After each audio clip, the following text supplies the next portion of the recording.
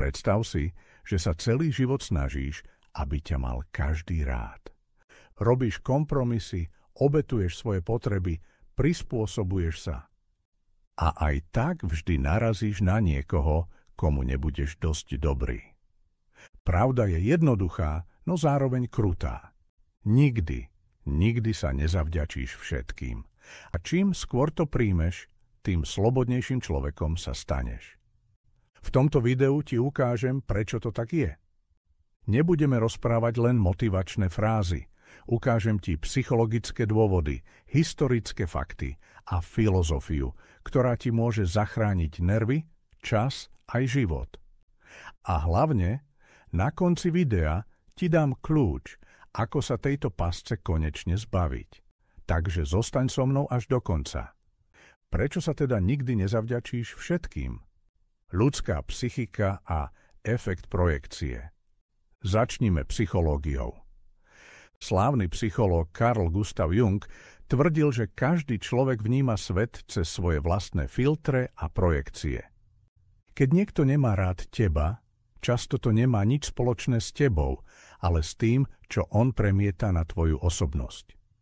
Efekt projekcie znamená, že ľudia si do tvojich slov, správania a rozhodnutí doslova vkladajú svoje vlastné komplexy, obavy a očakávania.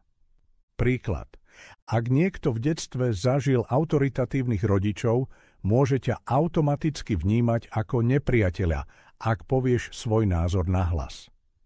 Tebe sa to môže zdať nefér, ale v skutočnosti bojuje so svojou vlastnou minulosťou, nie s tebou. A ty proti tomu nič neurobíš. Slávny paradox súhlasu a behaviorálna psychológia. Existuje známy jav, ktorý psychológovia nazývajú paradox súhlasu. Čím viac sa snažíš, aby ťa všetci mali radi, tým viac ľudí ťa začne vnímať ako neautentického, slabého, nevyspelého. Behaviorálni psychológovia ako Burrhus Frederick Skinner hovoria o tom, že keď sa človek podriadi väčšine, stráca vlastnú identitu a to okolie cíti. Svet nemá rád ľudí, ktorí sa všetkým prispôsobujú. Ľudia intuitívne rešpektujú tých, ktorí si stoja za svojím, aj keď sa to každému nepáči. Stoici to vedeli dávno.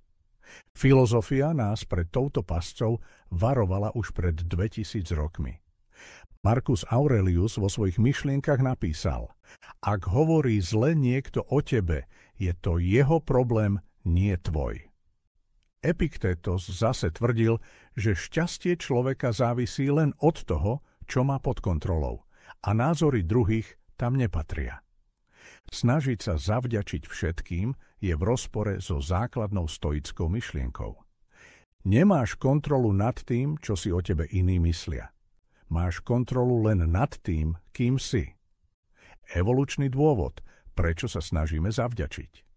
Teraz trochu biológie. V dávnych časoch bolo pre prežitie nutné, aby ťa tvoja skupina prijala.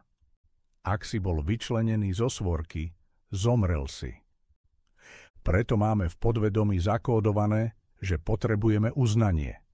Lenže dnes už nežijeme v jaskyni. Dnes máš okolo seba stovky, možno tisíce ľudí. A očakávať, že všetci budú spokojní s tým, čo robíš, je evolučne zastaraný nezmysel. Efekt negativity a internetový paradox. Psychológovia potvrdili, že človek prirodzene viac reaguje na negatívne podnety. Ak ťa 100 ľudí pochváli a 2 ťa skritizujú, tvoja myseľ si zapamätá tých 2. Tento efekt vysvetľuje aj Daniel Kahneman vo svojej knihe Myslenie rýchle a pomalé. Negatívny komentár má 3-krát väčší dopad na tvoju psychiku než pozitívny. A teraz si predstav, že sa celý život snažíš vyhovieť všetkým. Aj keď budeš mať 98% ľudí spokojných, tie 2% ťa budú trápiť viac než všetka pochvala. Záver tejto pravdy. Nikdy sa nezavďačíš všetkým. A to je v poriadku. Čo s tým? Ako sa prestať snažiť o nemožné? Princíp vnútorného publika. Seneca učil, že najdôležitejším publikom, ktoré máme, sme my sami. Keď sa večer pozrieš do zrkadla, si spokojný so sebou? So svojimi hodnotami, rozhodnutiami, spôsobom, ako si sa správal? Na tom to záleží. Nie na tom, čo si myslí niekto na Facebooku alebo sused. Pravidlo 20%. Praktická rada. Psychológovia odporúčajú jednoduché cvičenie. Zober papier a napíš si 20% ľudí, na ktorých názore ti reálne záleží.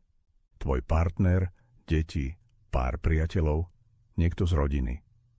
A keď ťa bude trápiť, čo si o tebe myslí niekto iný, pozri sa na ten papier. Je ten človek na zozname? Ak nie, jeho názor ťa nemusí zaujímať. Umenie byť nepochopený? Nietzsche. Friedrich Nietzsche raz povedal: čím vyššie stúpa človek, tým menšiemu množstvu ľudí rozumie. Ak sa snažíš rásť, zlepšovať sa, byť originálny, je prirodzené, že niektorí ľudia ti nebudú rozumieť, budú ťa kritizovať alebo odmietať. Byť nepochopený je cena za slobodu. Ak si toto video dopozeral až sem, patríš k tým ľuďom, ktorí to konečne začínajú chápať. Že nie je tvojou úlohou zavďačiť sa všetkým. Tvojou úlohou je byť pravdivý voči sebe, rozvíjať sa a robiť to, v čo veríš, aj keď to niekto nepochopí. Pamätaj, názor ľudí sa mení každým dňom, ale to, čo si myslíš o sebe ty, zostáva. Ak ti toto video niečo dalo, podpor ho lajkom, zanechaj komentár a napíš mi, komu si sa celý život snažil zavďačiť a či to naozaj stálo za to.